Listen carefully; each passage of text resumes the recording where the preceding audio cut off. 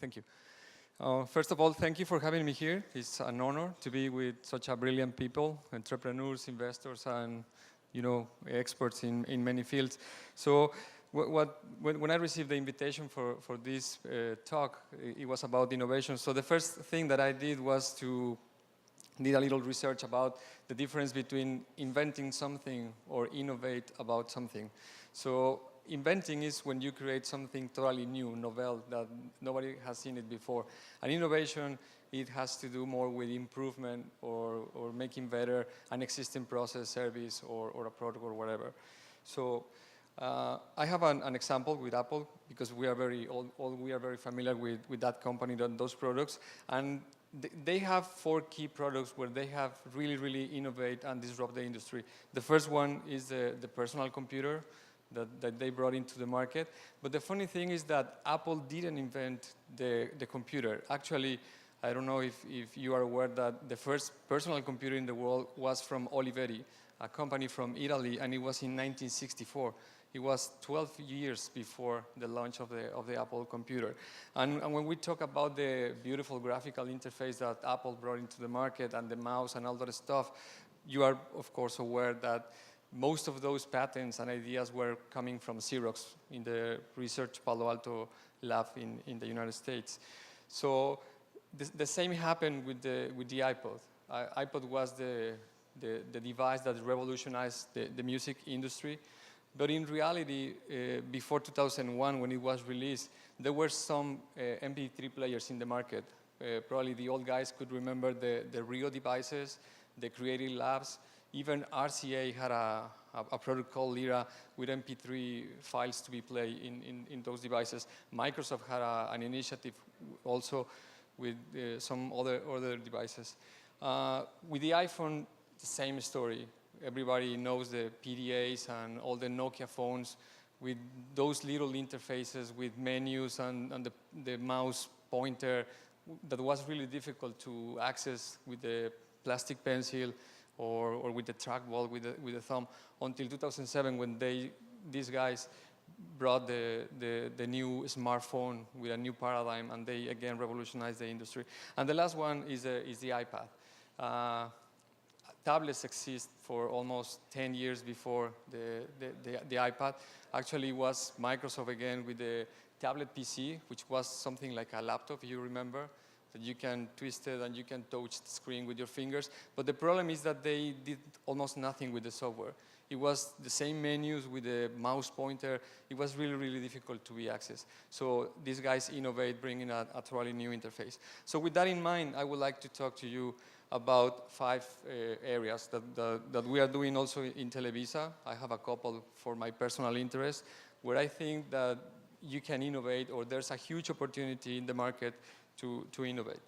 The first one is the one that we have been discussing in these 2 days, which is the mobile revolution. Next year is when the traffic coming from mobile devices is going to be higher than the 50%, and that trend is going to continue like the other guy says in the morning.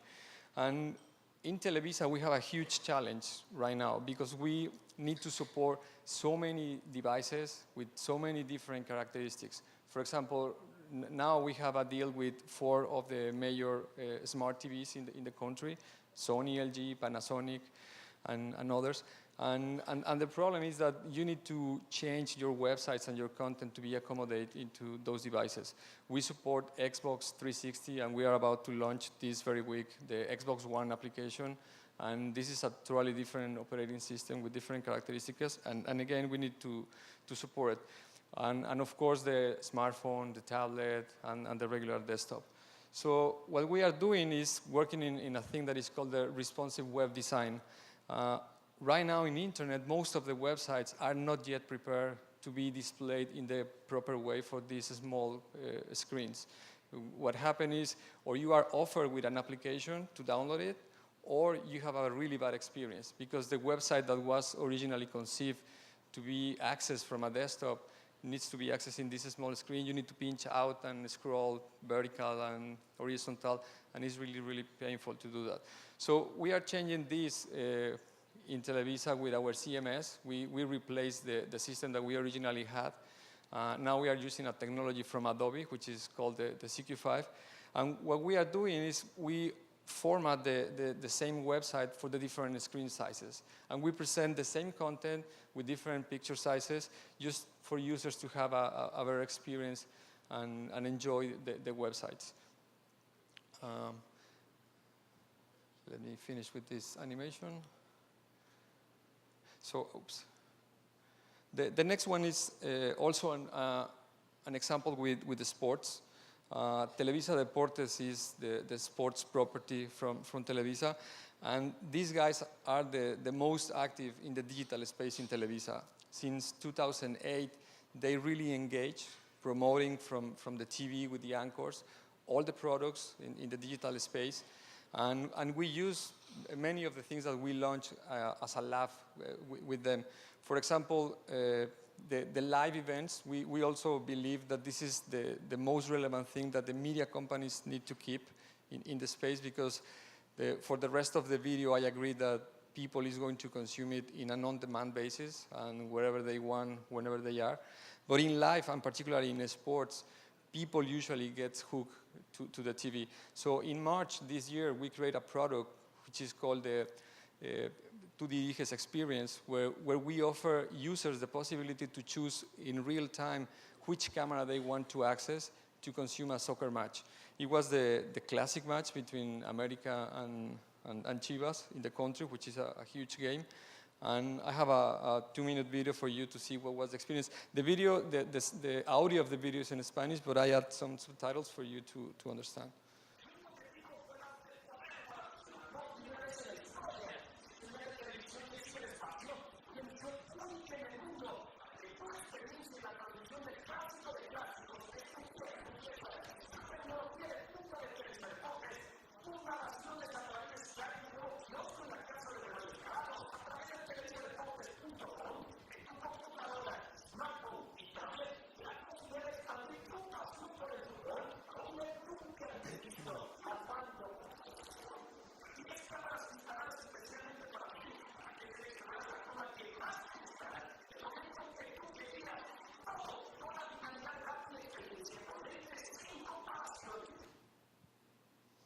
That was for sports.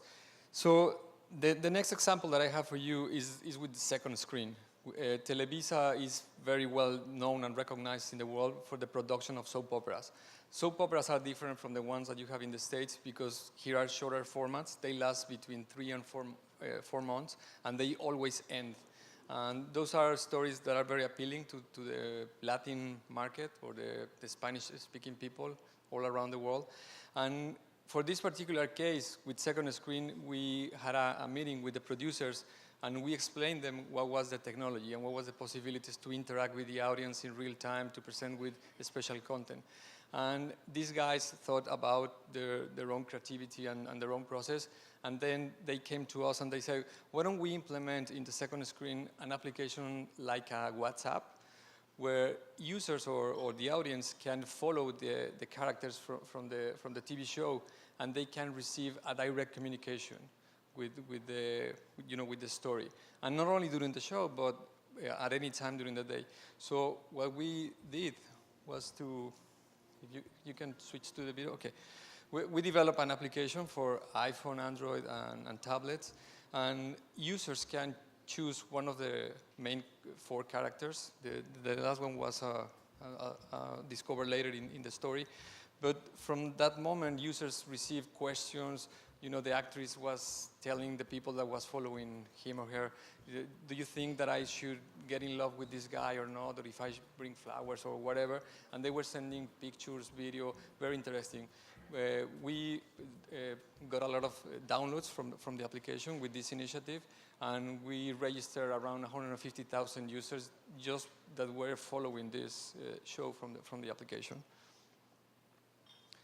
The next one is something that is not entirely related to Televisa, but is my personal interest, and it's also something that I have heard yesterday a lot in this conversation, and it's about education, and particularly in Mexico. I'm a father of 3 kids. They are 7, and they are in 1st grade, and I'm really concerned that my kids are attending in a classroom, basically the same classroom that I attended 40 years ago. And they are reading paper books, and they have a teacher standing in front of them, giving them the information. So I don't know if you are familiar with this girl. Her name is Paloma Noyola. She appears on the cover of the Wire magazine last month, and she's #1 in math in the country in 5th grade. And the great thing about the story, I mean, she's great. She's a genius girl. She's exceptional. But what is interesting is the story behind her. It happens that her teacher in one of the poorest countries, cities, in the border, watched a video on TED about this guy in India, Sugara Mitra, who has this experiment putting computers in a hole in the wall where kids alone get into the computer with no previous knowledge about English or even computers. And they figure it out how to deal with a computer, and they learn stuff. So this guy did an experiment with his classroom. And in 9 months, she jumped into the first place in the country. So I'm very passionate about this type of sites from this guy from India, the other one from Khan Academy that for sure you are familiar with, or this other Duolingo from the guy that invented the CAPTCHA that has a website about to learn any language. And the way that he presents the knowledge is just by practicing and reading words and with no formal structure. So I think this is a huge opportunity in the country and with you to do something about education in this country. The next one, this is very particular stuff for me. I'm very passionate about this thing. I don't know if you're familiar. This is the appearance of all these kind of devices. I don't know if you have seen this one. It is called Arduino. It was invented in Italy 6 years ago. And this is an open hardware. This is a microcontroller. It's a computer with a processor and memory. And you can plug almost any other device to sense whatever you like, from light, noise, movement, detect whatever thing. So the Internet of Things I think this is going to be a huge revolution in the world, because every day we are seeing more things that are automated. For example, the wearable stuff, like the Nike running that tracks your performance, or the fuel band where you can keep tracking of your energy consumption, your calories, or this one in the corner, which is the CO band. I bought it, and I'm just keeping track of my sleeping.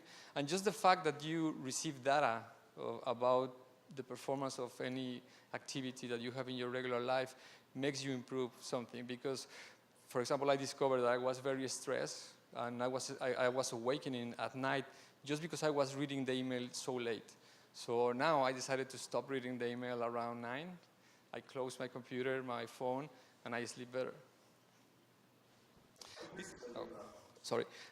This is just an example about the Internet of Things. And the really hard thing about those devices is to find an application.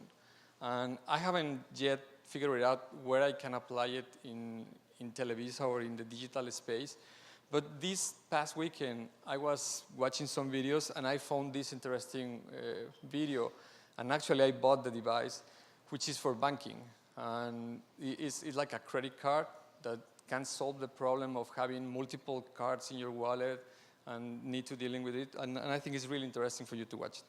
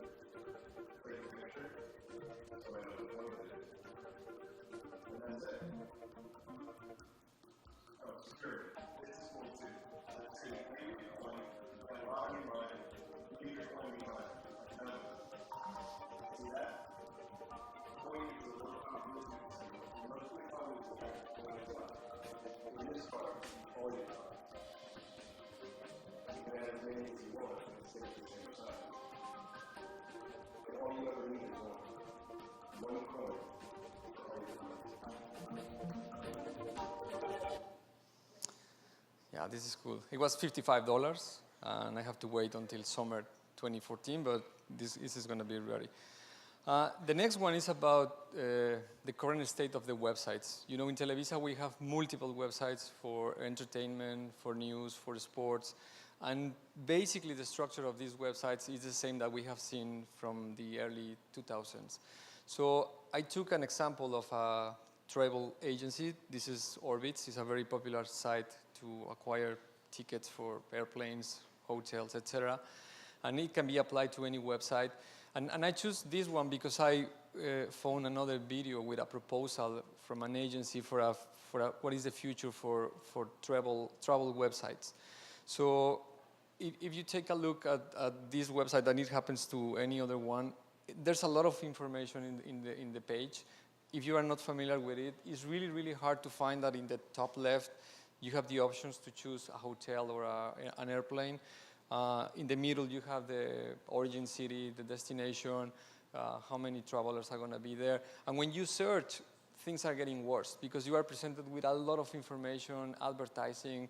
And again, if you are not familiar, it is really hard to identify that in the top, there's a filter for the airlines, if you want a particular one.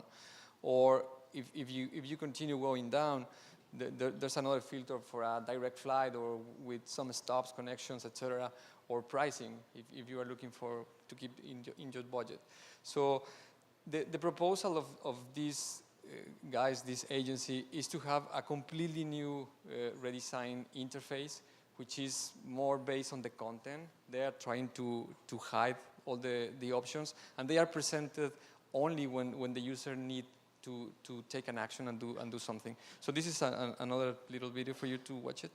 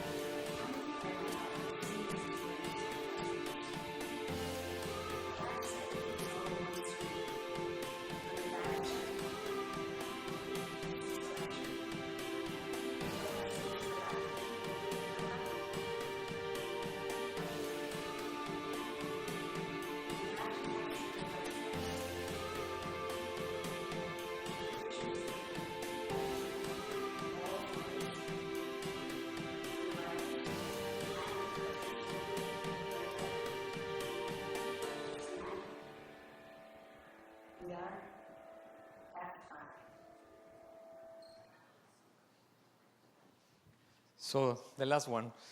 I'm a Wazer. I'm sure you are familiar with. I live in Mexico City. I live 25 miles from my work. It's almost 40 kilometers. And I usually spend 2.5 hours trapped in the car every day. So I've been using this application for the last 5 years. And you need to figure out what to do in those long periods of time. So I subscribe to Audible, and I read a lot of books in those 2.5 hours. It takes me like 2 weeks, 3 weeks, depending on of the number of pages of the book, and I just hear them. Or I hear music, or sometimes I check my mail. And I need to confess that when I'm in huge traffic, when it is bumper to bumper, I usually take out my phone and watch videos. I know this is not safety, and it's not recommended, but you need to be entertained because it's a lot of time to be trapped. So since I was using this application, I started to think, where can we apply this service into my job, in one of the areas that I represent. And nothing came to my mind until last year when I was at the NAB, and I saw a little stand from these guys that had a huge banner that says, Waze TV. And I said, what the heck is Waze TV?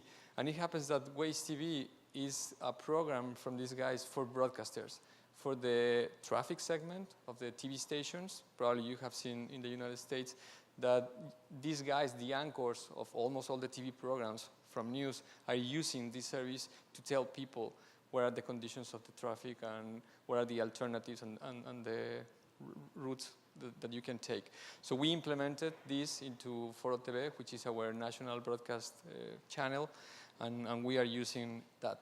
And while we did all the process to implement it, I was thinking on a more futuristic thing. And taking in consideration yesterday's talk from John about that human interface and all the beautiful things that he showed to us, I have this crazy idea that, driverless cars are a reality. They are being tested all around the world. And probably in the next 8 to 10 years, they are going to become a reality. All of us, we are going to have cars that are going to drive by themselves. And when that happens, probably the time that we need to spend in the car, like in my case, is going to continue being the same 2 hours. So in this time, like the pilots in an airplane, you don't need to do anything. You just need to be seated in the car if the computer breaks or something. But you can read magazines or check your email or do whatever. Or even you can watch your favorite show. And since we are a broadcaster, this is a huge opportunity for us to bring TV into the car, which could be the next window. So that's it. Thank you very much.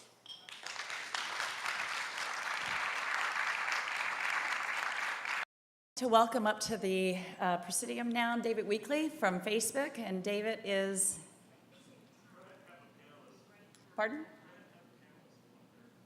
I'd like to welcome the panelists on our mobile panel up to the podium, please. We're going to be talking about the future of mobile, which obviously has huge implications in Mexico and Latin America, and continuing on with our leapfrogging topic or concept of the day. I think this is one of the prime opportunities for Mexico to leapfrog.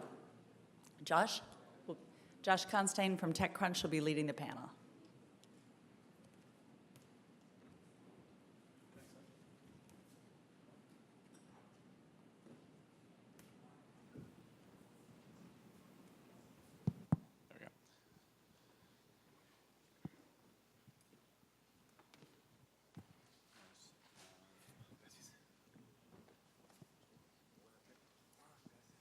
Hi, everybody. I'm Josh Constein from TechCrunch. I've been writing about social product and mobile for about 4 years now. And before that, I was at Stanford, where I got a cyber sociology master's degree.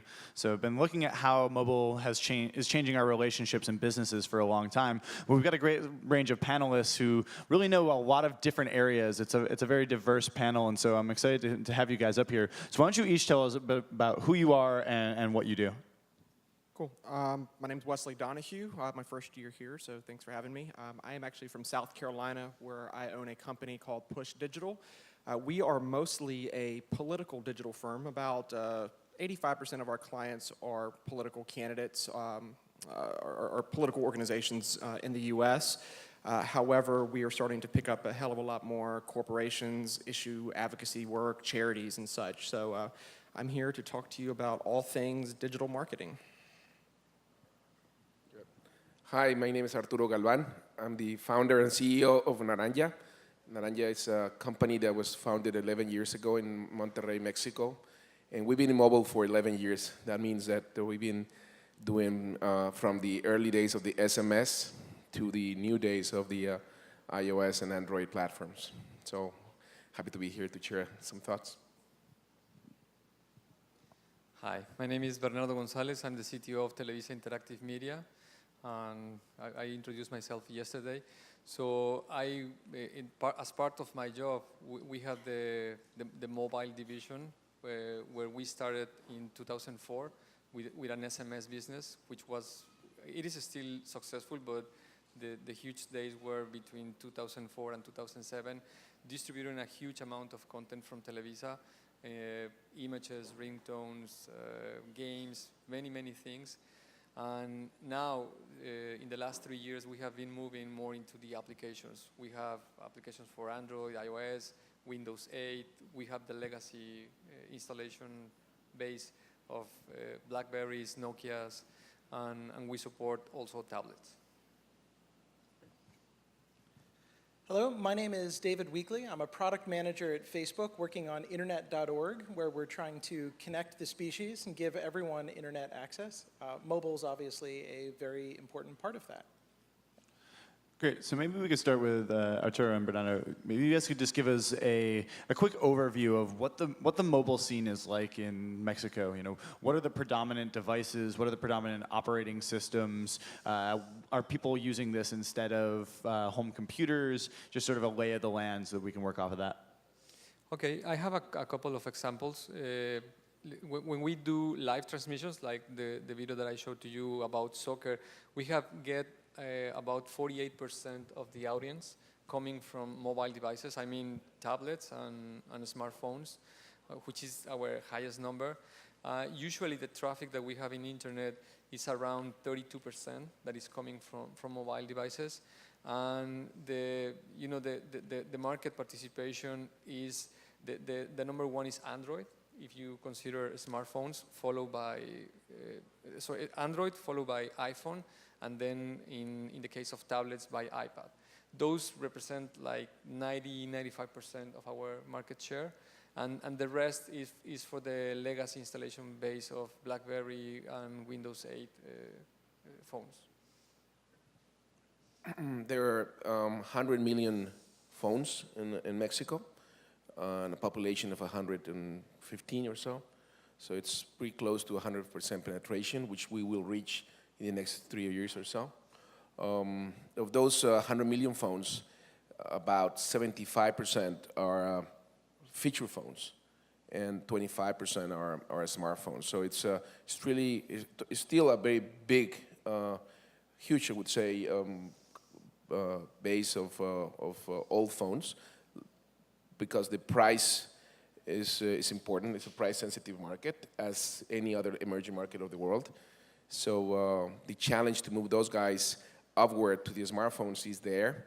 There's a lot of potential disruptive technologies coming our way, like Mozilla, Firefox, and all that kind of things coming. But right now, that's the state of the business. So where do you guys see the big opportunities for investment and innovation in mobile, in Mexico specifically, or for businesses for local markets? I think that these disruptive technologies of like Mozilla, Firefox will come pretty soon. Actually, I was in Mozilla last week in San Francisco talking with one of the founders, and he told me that Telefonica just launched their Firefox phones in Latin America, and they're already selling 10% of the phones, the new phones that are being sold are Firefox. Wow. Because that's a phone that is below $100. So that's the feature phone range that there's a huge market for that. So I think that the opportunities, answering your question, is they're coming our way, because all Latin America will be online in the next 4 years or so. So it's a huge connected market of about 600 million people in Latin America and 100 million people in Mexico. So anything you can imagine is going to be available there for development and for investing. Sure. I think there are three great areas of potential reward here, and even just on the platform layer. I think the first is this transformation, this giant leap from a feature phone-dominated market to a smartphone-dominated market, and it's something that we're seeing worldwide. And it hasn't happened yet. Actually, that's one of the big surprises, is that in the IDC's Q3 report, they actually noted that feature phones are still outshipping smartphones, right? So that day has not yet come when those points have crossed, when you exclude China, because China's its own special case, right? So we're going to be dealing with this legacy of feature phones for quite a while, unless we have high-quality smartphone hardware that's available at feature phone price points, right? And entrants like Firefox are presenting interesting material on that pillar, right? We're working on making a high-quality, low-cost smartphone, as we want everyone to be on a smartphone platform. I think until that day comes, there's a second area, which is exploring feature phone services. And this is incredibly unsexy. So nobody in Silicon Valley talks about this stuff. Nobody in Silicon Valley knows what USSD is. This is amazing stuff, right? And this is actually how a lot of these emerging markets actually access data services, is via protocols like USSD that work on devices that can't support data. So I think being cognizant of that and developing those opportunities can let companies compete in markets where nobody else is really thinking to innovate, because they're just not aware of the needs that exist there. And I think thirdly, one of the big things that we're going to see in 2014 is smartphone optimization. If you take a look at apps on the phone today, they're about where web apps were in the mid-90s in terms of their level of thoughtfulness and attention to detail with optimizing the experience. It really took Google coming onto the scene in a big way with a focus on performance to say, hey, if your web pages load faster, people will trust your site more, people will use your site more. And as a result, really focused on having incredibly compact, incredibly quickly developed web pages. Apps haven't gotten to that point yet, right? So we're still seeing apps now using HTTPS to go and fetch information from their APIs, which requires 3 handshakes, right? 3 round trips back to the server. No problem at all if you're in San Francisco and your server's in San Francisco, but if you're in Lagos and your round trip time is 600 milliseconds, it's now a full 2 seconds before you can even begin to ask your question, begin to display data on the phone. So these kind of optimizations are going to, I think, enable the next generation of phone services to be snappy and performant, and that's going to be a big focus in 2014. So I'd look at protocols like QUIC. Well, I personally think that an indestructible Nokia phone is kind of sexy, but no, I agree. The shift is happening quickly to smartphones. It hasn't happened yet, but there's a lot of opportunity right now in getting, like you said, there's whole areas that aren't being exploited right now because people just don't really want to get into the feature phone development market. That's it makes sense to some degree because that market is eroding relatively quickly, but at the same time, it's obviously a big opportunity in the meantime. There's a difference between eroding and no longer growing. Yeah, and I think that's a big mistake. When you have a discussion about developing a mobile in San Francisco or the Bay Area, you get the answers like if you're multi-platform, you are iOS and Android. I think that for emerging markets of the world, which by the way is 85% of the population of the world, keep that number in mind. So 5 billion people are using. 80% of those are using feature phones. So it's a 4 billion users market. So when I say multi-platform from an emerging market company such as Naranja, I always say feature phone and a smartphone, because most of our revenues today are coming, and I'm talking millions of dollars, are coming from feature phone services. So it's there. It's not sexy. I mean, when you talk with investors in the valleys, they just make a funny face when I say feature phones. And I think it's a mistake because feature phone is the first step into the online or interactive world for many people. So you're teaching the people how to use your Facebook or your Google or whatever service you build. And then eventually they'll migrate to smartphones. Yeah. And while that happens, there's a lot of things you can do now and make money out of that. And this has actually exactly been Facebook's strategy. A few years ago, we bought an Israeli company called Snap2. And we repurposed their technology to deliver a highly optimized Facebook app for feature phones and then pre-bundle it with lots of feature phones. This thing is now incredibly popular. Its user base has actually been increasing. But one of the interesting things that we see is that people churn out of it after about like 9 months or so, and they churn into using it on a smartphone. So we're actually getting to observe this at scale where people get their very first phone. It's a feature phone. It's got this Facebook app installed. They use it. They say, this is pretty cool. They save up for a smartphone.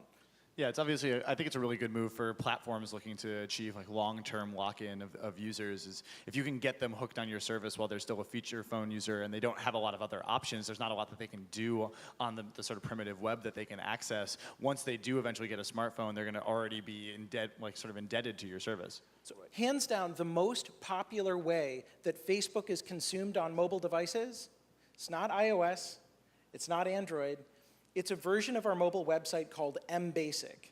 It has the most engagement of any interface to all of Facebook, right? And it's a little humbling. It's right. There are so many more people out there who are using, for instance, iPhones 4 versus iPhone 5Ss, that if you don't deliver a quality experience for what people are actually using out there, they'll switch to your competitor who does develop a better experience. Yeah, so I think if our investors and innovators out there thinking about if you're in a big company with a long-term strategy, like building a feature phone user base right now, it doesn't mean that in 5 years those people just disappear. It means that they transfer into your more updated and high-tech services. So it can be a really smart investment right now.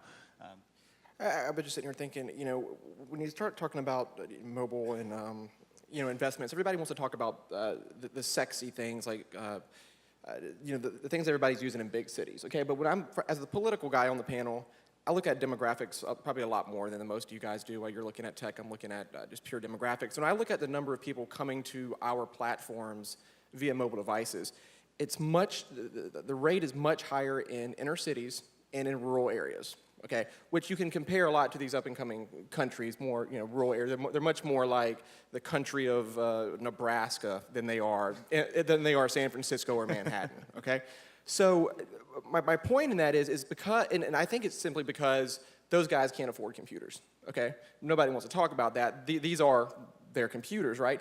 But nobody is developing apps for those people. Those are the people using mobile most, but nobody is creating or investing for those people. They're putting money into the Ubers and Lyfts that all the people in the inner city are. My point is, it seems to me like the investments aren't hitting the people that are using mobile the most. And I think that's the real growth potential there when you want to make some money. Yeah, if you look at the sort of critical services that we think of as being important on the web or now on smartphones, like feature phone users need those too, and so those include everything from payments to dating. And I'm actually seeing a lot of companies who are thinking about those spaces and working internationally because the American market is just so flooded with a lot of these services all competing, but there's big opportunities in the developing world. And around that, the question is kind of how do you monetize these users? And that's obviously difficult because a lot of them have low available discretionary income. But maybe David, you could tell us a little bit about how should companies be thinking about that? How should they be thinking like, okay, maybe these users don't have money right now to be buying services. Like, how do you find a way to monetize these feature phone users? Let me answer first because I'm doing it. That's what I do for a living. Arturo, do it. Latin America, as we have discussed today and before today, it's an unbanked, mostly unbanked society. That applies to all the emerging markets of the world. So 15% penetration of banking in average in Latin America. So 85% of the population, that means about 500 million people do not have a credit card. And then the advertising market is still not that big, and Facebook and Google tends to eat most of it. So remaining like 20% or so that it's there for the rest is not good enough to build an ecosystem. So monetization is the key problem for developing mobile-based or I would say digital-based services in Latin America if you're not the Facebooks or the Googles of the world. And because my background is in the internet, and I built a company around internet in the 90s, the first thing I decided to do when I built my new company, Naranja, was let's solve that, because I know that's going to be my problem whenever I really grow this company. And so we built a network of micropayments.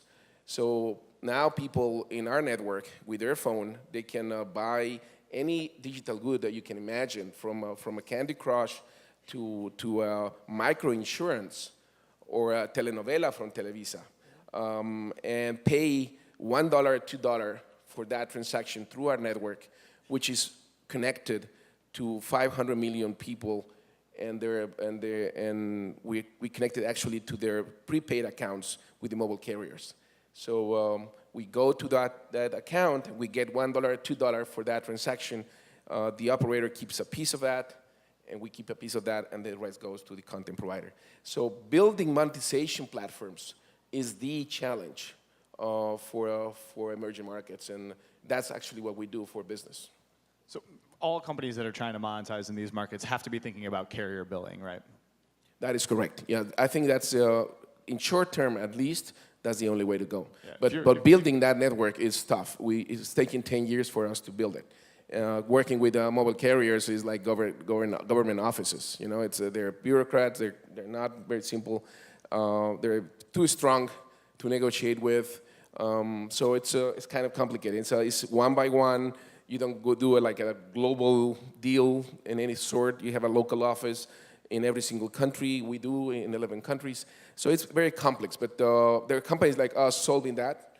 And now what we are doing now is we're bringing people on board to use our platform as a way for monetization. Yes, I think that's just a really important insight for any entrepreneur looking at this market is, you know, if you're trying to process payments and you're only accepting a credit card and PayPal, like you're doing it wrong. You're doing it very, very wrong.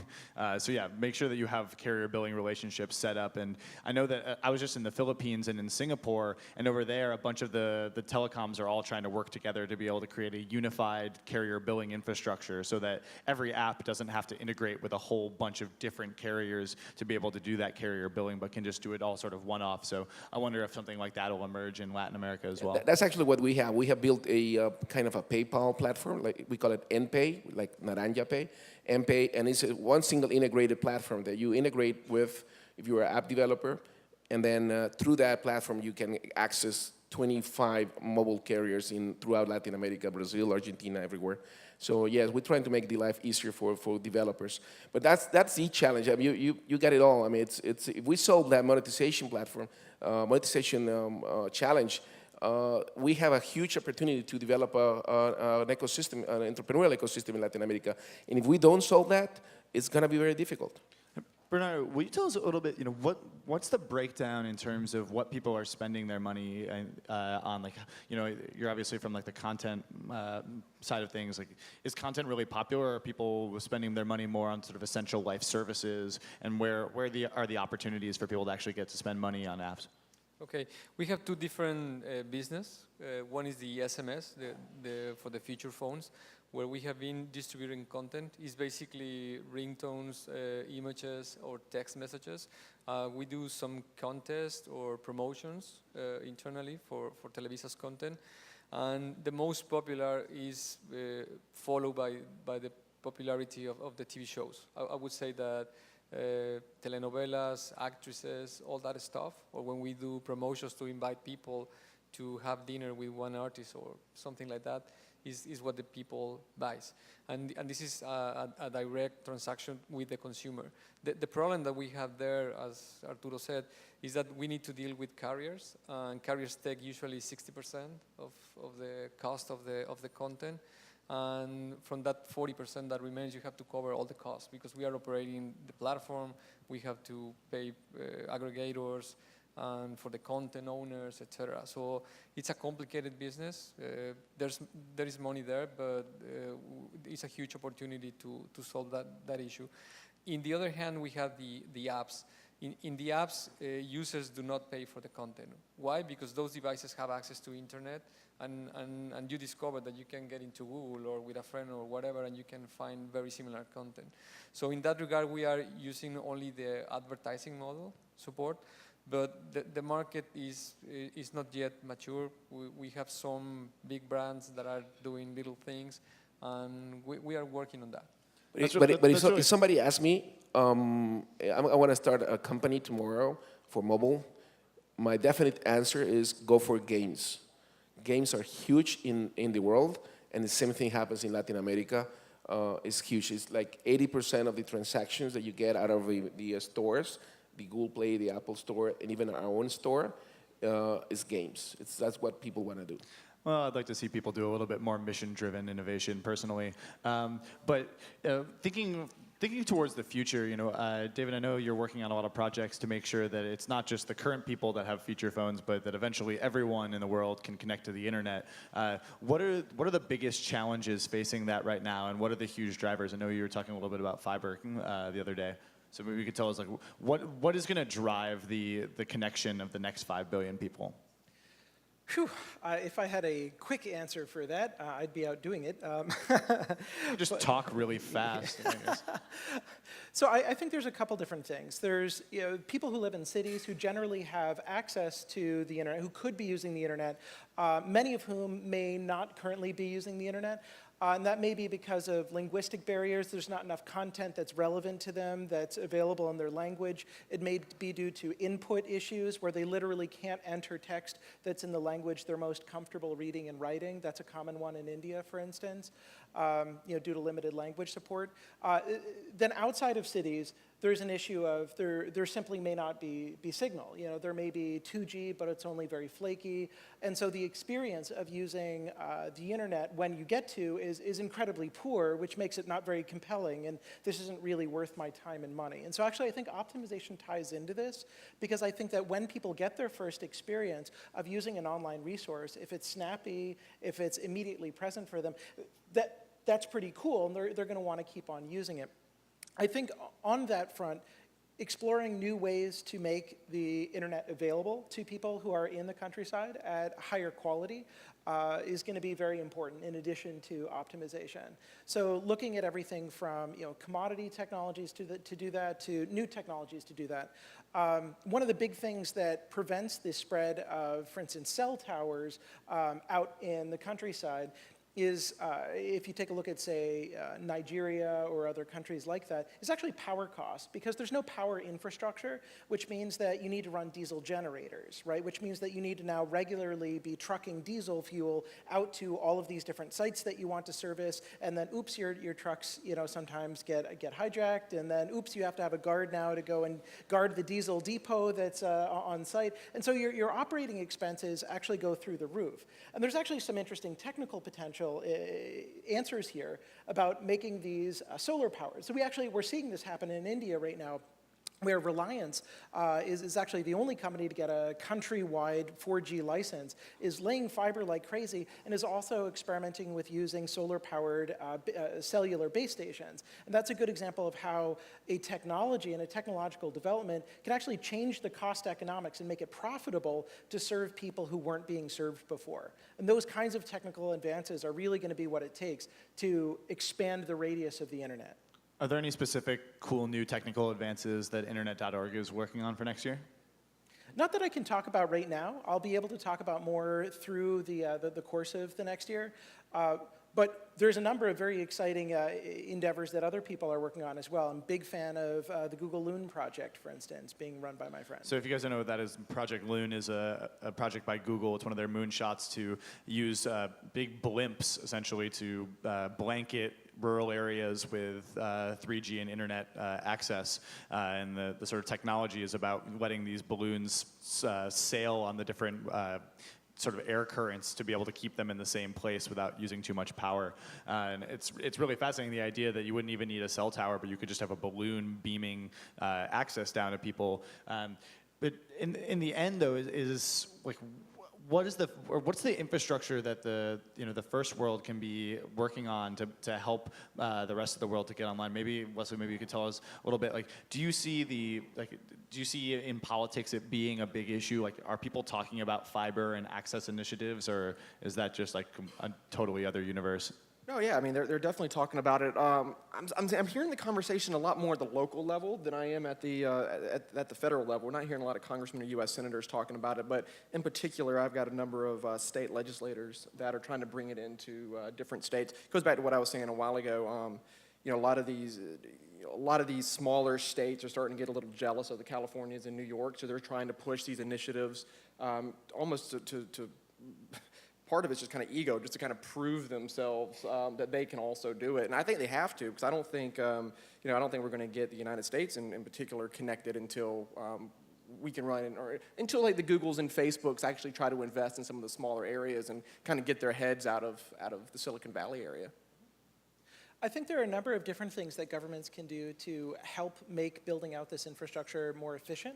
So a good example of that is a dig once policy, right? Where if a fiber provider wants to go in and lay fiber between point A and point B to help facilitate that and help line up the different rights of way that would be required to get that drop put in, and then B, ensure that conduit is installed versus just raw laying the fiber, which will let another fiber provider come in and just pull their fiber through that conduit instead of having to dig up the same streets over again. Then the third provider comes in, they have to dig up the streets over again. So these are good examples of how policy can make infrastructure roll out more efficient. Well, I will tell you the one really promising thing that I'm seeing across the country in talks with a lot of my clients is that digital, or what you're talking about, everything internet related, they're starting to look at it as an infrastructure issue just like water and power. And that's what it really took. When that mentality switch, flipped over and they started saying internet is as important as roads or bridges, and you're starting to see that across the country now. So I think you're going to start seeing, over the next 5 years, a lot more progress on that side of things.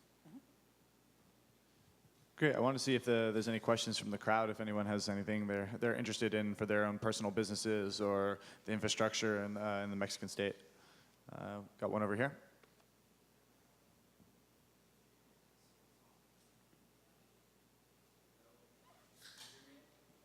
No, but you can yell and I'll repeat you. This is a question for Arturo or for Bernardo, I think. Who's going to be the champion of web TV here in Mexico in the next couple of years? That's a very interesting question. I'm sure that Televisa has a lot to say about that. But let me just say one thing, and then I'll let Bernardo answer the rest. I think that this goes, again, through monetization, from my perspective. Right now, all the different web TV services in the market, including Netflixes of the world, in Mexico, they're reaching only the people that has a credit card. That is, again, 15% of the population. So monetization goes back and back and back into becoming a very important burden for the development of this industry. So the web TV industry of any digital economy business around. So I think that from my perspective, whoever that solves the monetization has a better chance to make it big. I really like that stuff where it's like you put in your phone number, it sends you a confirmation text, and then you can pay through that. So even if you're on the web, like the content is web-based, you can still pay for it through your phone. Yeah, that is doable today. Yeah, that process of like authorizing your carrier for paying for a web service, we actually offer it in our platform, but that's not very intuitive. So it's a complex two-step, a three-step process, which people don't like, but it's doable, yes. I think the current state in the ecosystem in Mexico is for the long term. There are several competitors right now offering web TV services for desktops, for mobile devices, and it has to be a consolidation later in the next years. Why? Because one of the big challenges is this one, how to pay. If you rely on the carrier, as I said, there is a 60% commission that you cannot afford in order to do a service like that. In our case, we are working on an OTT project. Televisa owns different cable operations and a satellite TV called Sky. So we are providing those subscribers with this alternative to consume the TV on the go, and they can pay through the same subscription. But again, we are reaching probably only a small percentage of the population, and we need to figure it out how to get the payment issue solved, and the other one is the infrastructure. Right now in Mexico, with the main carriers, the network is not ready. Every time you go into a peak hour or with a concentration of people and you try to use your phone, it simply does not work. I mean, you cannot even read your email. So to watch a TV program or consume a VOD is really hard. So there's also an area of opportunity to improve the connectivity in the network. And I think the same happened in Latin America. Great. Right here. We got one more question. I think that'll be it. Just it's a similar question about what will be the impact of the telecommunications reforms that are underway in Mexico City on the industry that you're describing? What's your view? Do you expect that to create new opportunities for entrepreneurs, and if so, how? I know we have Televisa represented, but part of what may come about is the creation of a new broadcaster. What types of disruptive trends do you see in the space as a result of the broader telecom reforms that are underway? If you could give a summary of the reforms as well, that'd be helpful if you're conscious. Well, the main reform that has to do something with Televisa is the openness for the TV channels, the linear channels, the networks that are aired into the country. So now every operator can get those signals and provide them to consumers, and we see that as a really good thing, because it will bring more competitors in the space, and it will bring more development. And we are more focused. We are a content production company. This is our strength, and we compete in many markets, not only in Mexico with the Air TV. For example, in the United States, through a PLA that we have with Univision, we provide them with 75-80% of the premium content. And Univision, this very year, they have been competing with the main networks in the States. For some weeks, I guess in July, they were top. And in those rankings, they were airing Latin shows, soap operas, Mexican soccer, and they are competing with the TV series, which are very well produced. There are so many in the United States. So we are more focused as a company on the production of the content, and we see the telecommunication division as a way to distribute all of this content. Great. So I think looking back over the panel, we've discussed how the feature phone market is still really huge for companies. It's especially a good way to bridge new and attract new users onto eventually your smartphone or other higher tech platforms by getting them sort of hooked while they're still on the feature phones. In terms of what to sell, content works really well and can be sold directly through things like SMS. But once you move up to the smartphones and people have more options for content, then advertising models are easier because it doesn't drive people away. Looking farther into the future about how we're going to get better infrastructure going, fiber optic cable is obviously a huge thing, but it's really important for local governments to realize that they need a dig once policy to make sure that it's really easy to add more fiber, more connectivity in the future. But really, at the end of the day, the big question is monetization. The people who win in games or utilities or content, it's really going to be about, can you figure out a way to make it really easy for people who are unbanked to pay? And so whether that's you as figuring out carrier billing partnerships, developing new technologies, or looking to license good technologies from other companies, figuring out the monetization aspect is going to be the key to unlocking riches in the mobile world in the developing markets. So and I think that carrier billing, it's going to go the way that we all want in terms of the commission they take. Right now, it's in the 60s or 50s, but there are other markets in the world where that percentage has gone down to the 30s and 20s, and I think it eventually get down to that level in the next 3 or 4 years. So because they will realize that they have a major role as an enabler of the monetization. So if they want to really compete against the Visas and of the world, they need to change that strategy of pricing their infrastructure. So if I was an investor or an innovator, I'd get out there and look at how can I improve monetization efforts. So, great. Thank you guys so much for talking with us. I thought it was really fun. Cheers.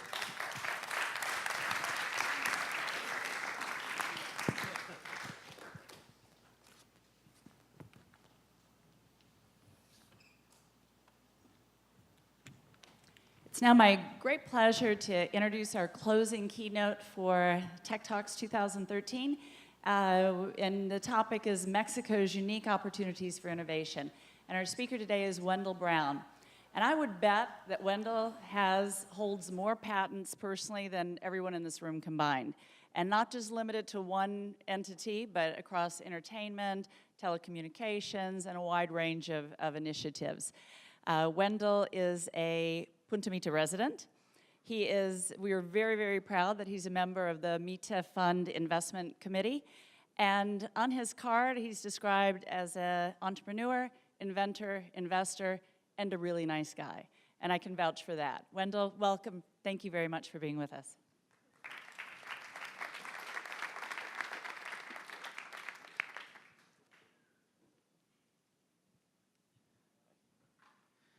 Well, great. Thank you, Lynn, for that warm introduction. Nice to be here. I think it's a wonderful opportunity here to speak at Mita at the talks here. It's great to have everyone here focused on Mexico, and I think it's wonderful. So as Lynn said, she asked me to look at and think about what unique opportunities are there for Mexico in technology development. So what I did is I looked at the different advantages that Mexico has, and I really pulled together 3 unique advantages for Mexico's entrepreneurs. What's unique that Mexico has? And also then put those in context and identify 3 key opportunities that for Mexico that aligns with those advantages. So as Lynn was saying, I'm coming at this from a perspective as an entrepreneur in Silicon Valley, as an inventor, and as a product developer as well. So one thing that's interesting is when I was doing research for this, so the Boston Consulting Group, according to the Boston Consulting Group, Mexico has actually got the highest percentage of participants in social media of any developed nation. 90% of Mexico users who are on the internet are participants in social media. And it turns out that's the highest of any nation. And so I think that's very interesting. And I think that's relevant because it's relevant in the sense that you can put together cohesive marketing plans, viral market inefficiencies go up quite a bit as well. And I think one of the reasons for this is because historically Mexico's had limited copper line telephone rollouts, so it's got a very high percentage of users that are on mobile. And so I think that translates into an opportunity for how to market as well. Now I think everyone knows this, but of course Mexico's got the largest Spanish-speaking population in the world, so it's got 109 million Spanish speakers. And that's, of course, larger than Spain and many other countries. Now, I think everyone knows this, but it's an important strength to think about when you think about opportunities for Mexico. How can you parlay that advantage that's been there for a while into the new digital age? And then lastly, and of course, people know this as well, but of course, Mexico has many manufacturing advantages in terms of skilled labor, low cost, of course, its access to the United States. And what's interesting, too, is in 2015, Mexico was projected to have a 29% lower labor cost than China. So I think that's very interesting, because not only is it lower cost, but it's quicker and cheaper to ship to the United States as well. So if we think about those 3 advantages, oops, let me go back one. If we intersect those 3 key advantages, how can we pull those into context and identify some opportunities for those?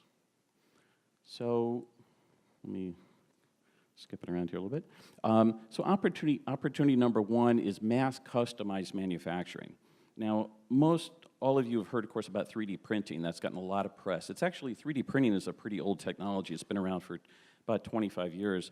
Some of the early patents for 3D printing are actually already expiring. It's such an old technology, but it's gotten kind of a new life. It's gotten a lot of press in the last 6 or 12 months.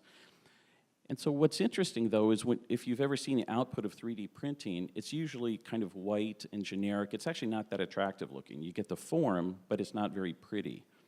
So there's, I think, an opportunity, what I call hand-enhanced 3D printing, which is taking a 3D output from a 3D printer and then using some labor to enhance the output, to paint it, to finish it. So I think, number 1, there's an opportunity for 3D printed arts and crafts. I think, statues, busts, et cetera. I think there's also opportunities for internet-ordered custom manufacturing clothes and shoes and jewelry, items which Mexico has historically had a strength in, but has a big advantage today when it's ordered over the internet, and of course it can be quick shipped to the US. So I think 3D printing is one thing we've all heard about, but I think Mexico has some specific advantages of why Mexico could be a 3D foundry, a 3D printing, and then also hand enhance it. So there's some value added there. So I think the advantages, of course, are lower cost. Prototypes in Mexico can also lead to full production in Mexico, and also, of course, quick shipping times as well. So I think that's one opportunity that Mexico has to really lead that, what I call hand-enhanced 3D printing. Opportunity number 2 is, and of course, Televisa and Telemundo and some of the others, of course, have made progress in this area. But I think there's also an opportunity for internet-based TV, for basically distributing live TV channels instead of over satellite to distribute them over the internet. So if you think about DirecTV, so when DirecTV was launched, the only solution for them was to launch these billion-dollar satellites and make everybody buy dishes. Now that's one way to get the TV signal there, but it's really pretty inefficient. I mean, there's a lot of capital costs. They have to launch satellites. And of course, that can be solved today just over fiber optic over the internet. So I think there's an opportunity, and there's companies like Aereo in the US who are starting to do this, but there's an opportunity today in Mexico to create a Spanish language focused, internet-based equivalent of DirecTV, if you will. And I think there's not only opportunities to reach the audiences in Mexico, but one of the advantages of Mexico, since there's a lot of Mexican people living in other countries, is that's also means there's an opportunity for demand from the US, from Colombia, and other areas as well. And finally, number 3 is I think there's an opportunity for, given the labor and given the language advantages of Mexico, there's opportunities to create customer contact centers and home-based agents here in Mexico. So I started a company before called LiveOps based in Silicon Valley. We have about 50,000 home-based agents today. And what they do is they answer phone calls. So if you call Pizza Hut, that person in their home answers the home and says, hello, Pizza Hut, can I take your order? So they're like call center agents, but they work at home. And we've grown that into a successful company in the US. We've raised about $100 million in funding, and that's become a good success. And I think there's an opportunity to leverage Mexico's Spanish-speaking and low-cost labor and leverage that into a similar opportunity in the Spanish, for Spanish language agents as well. So one thing that's interesting, if you think about transformations into the future, so there's a Buddhist teaching that talks about how former flaws can become future treasures.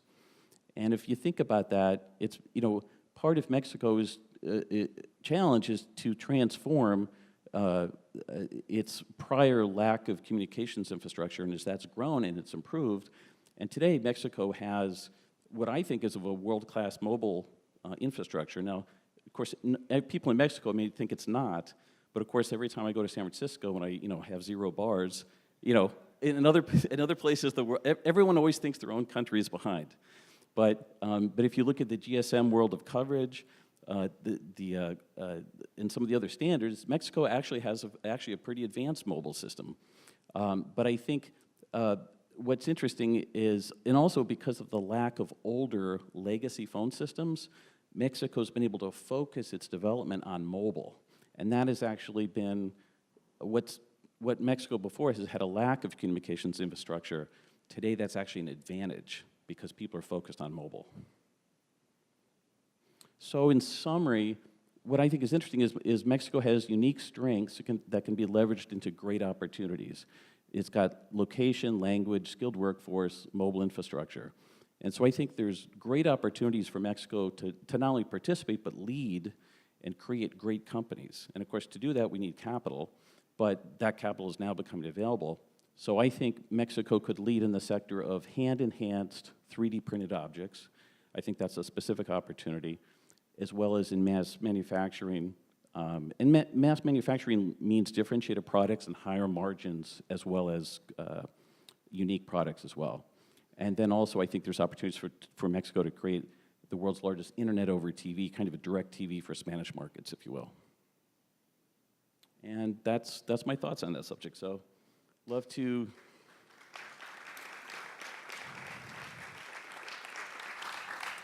Thank you, and be happy to take any questions, if there are any questions. Any questions? Yes.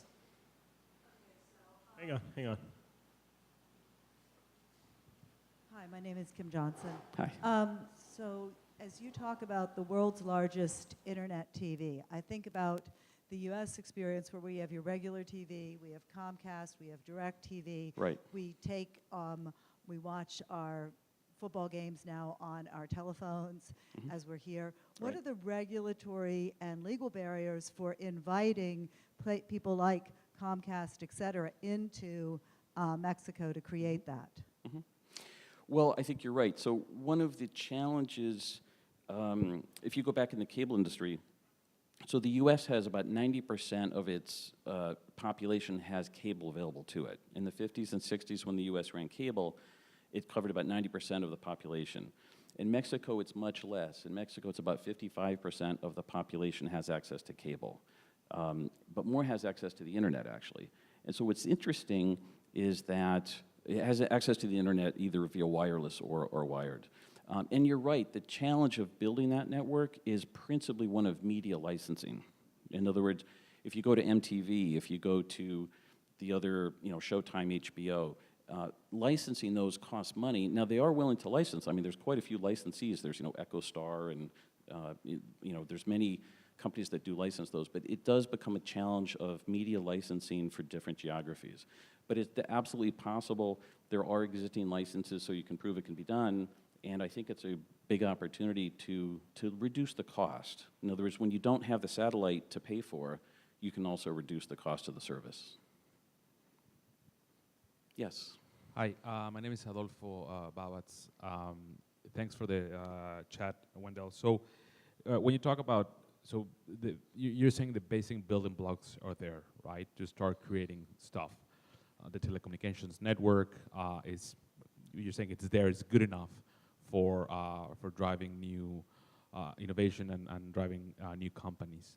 So the macro tendencies are there, but what about what are your thoughts on the nitty-gritty details of entrepreneurs launching companies in Mexico? Because you need those basic building blocks that you spoke about, but you also need money, but you also need talent, Right. and a lot of luck, right?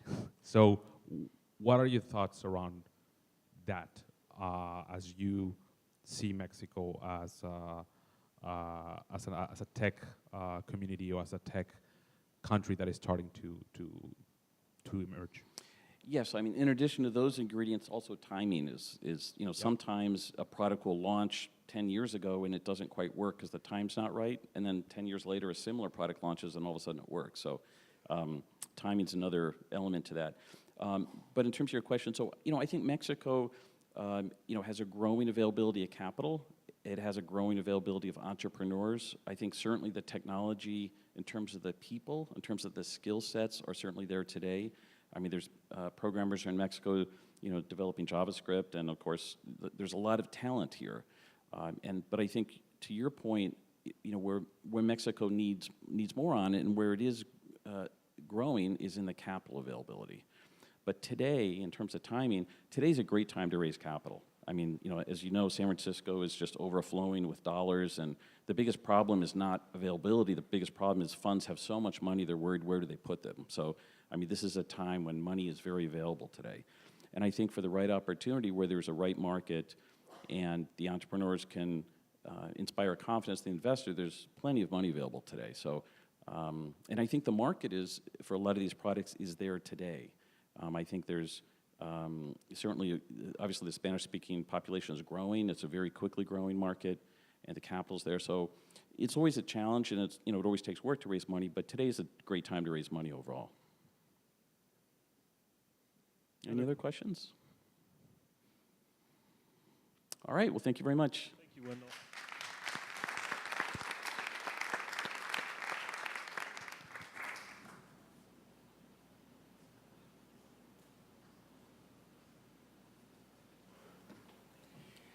I want to thank everybody for joining us for Tech Talks 2013. We haven't finished.